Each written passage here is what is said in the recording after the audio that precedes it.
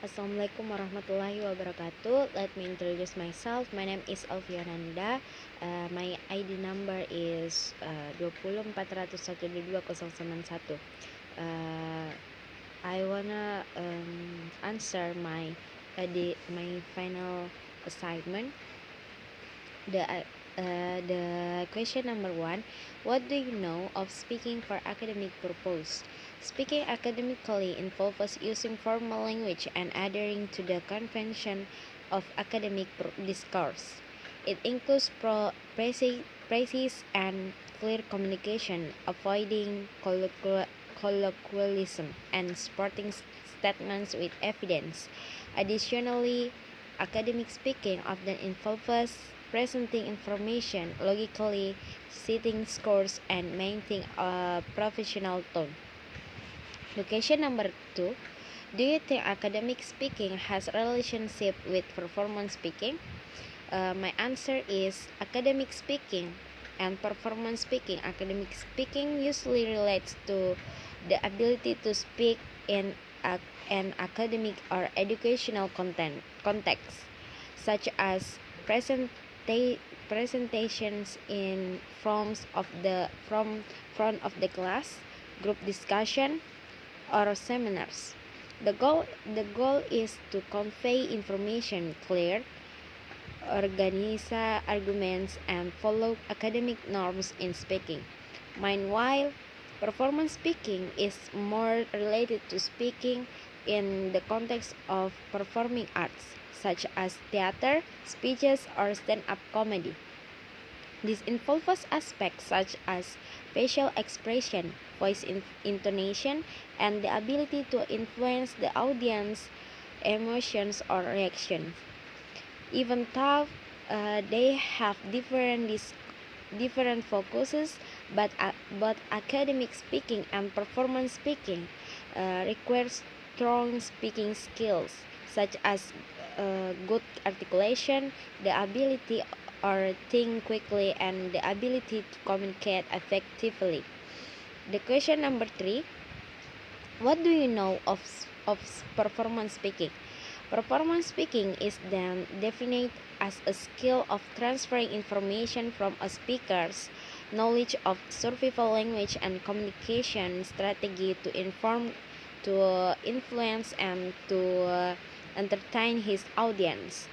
The knowledge of survival language in this case refers to the awareness of using appropriate vocabulary, pronunciation, grammar, and sentences when making performance speaking. On the other hand, the knowledge of communication strategy refers to the awareness of using appropriate sign behaviors when transferring information in performance speaking. Hence, people who are interested in improving their speaking skills is in terms of performance speaking purposely need to learn and to gain sufficient information about the survival language and communication strategy before putting them into practice.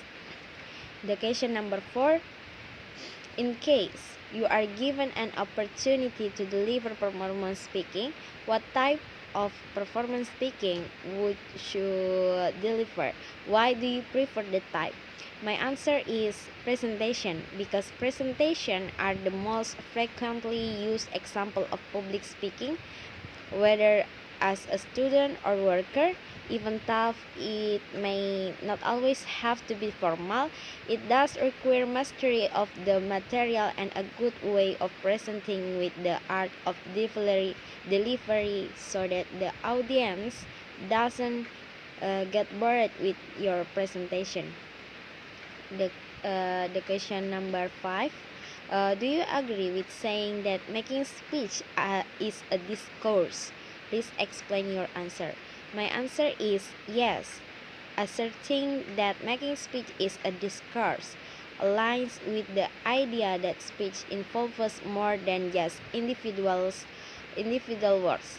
Discourse encompasses the broader context, including language structure, social context, and communication goals. Speech, as a form of discourse, involves the dynamic interplay of these elements to convey meaning effectively.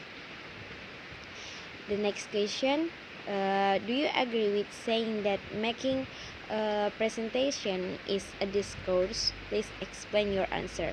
My answer is absolutely. Making a presentation is a form of discourse, as it goes by simply conveying information. It involves organizing idea coherently, selecting appropriate language, considering the audience, the utilizing visual aids, all of which contribute to a broader communicative context. In a sense, a presentation is a structured and purposeful communication act fitting the definition of discourse. The next question, number 7. What factors need to consider when preparing for making a speech? Explain your answer. My answer is to select a good topic for a speech. A speaker has to consider some important things such as knowledge, interest, the speaking occasion, as well as his audience. Consider consider the most knowledge topic. It is better to select a topic that speaker is truly knowledgeable about and know a lot about it. If a topic is selected based on the speaker knowledge, it can give credibility to his speech. Secondly, consider the most passionate topic. Another factors that a speaker needs to consider when picking a topic is to pick something that he passionate about. When a speaker is making a speech in which the topic relates to his current interests, talents, experiences that fit his audience, he will make it easier and more enjoyable for him to write and to deliver the speech. Third, consider the occasion. The occasion can be used for determining the topic of a speech. As someone is asked to speak in public, it is important to find out the occasion to talk. For a speech, topic must be selected in accordance with the occasion, whether the occasion is celebratory, fun, or solemn. The next, consider the audience. Before selecting a topic for a speech, a speaker needs to take into account some factors related to his audience condition, i.e., the level of education of audience, the interest of the audience, and the demographic factor of the audience. Next question, what factors need to consider when preparing for making a presentation? Explain your answer. My answer is, in order to make an effective oral presentation, a presenter is required to employ a systematic structure in making a presentation effective.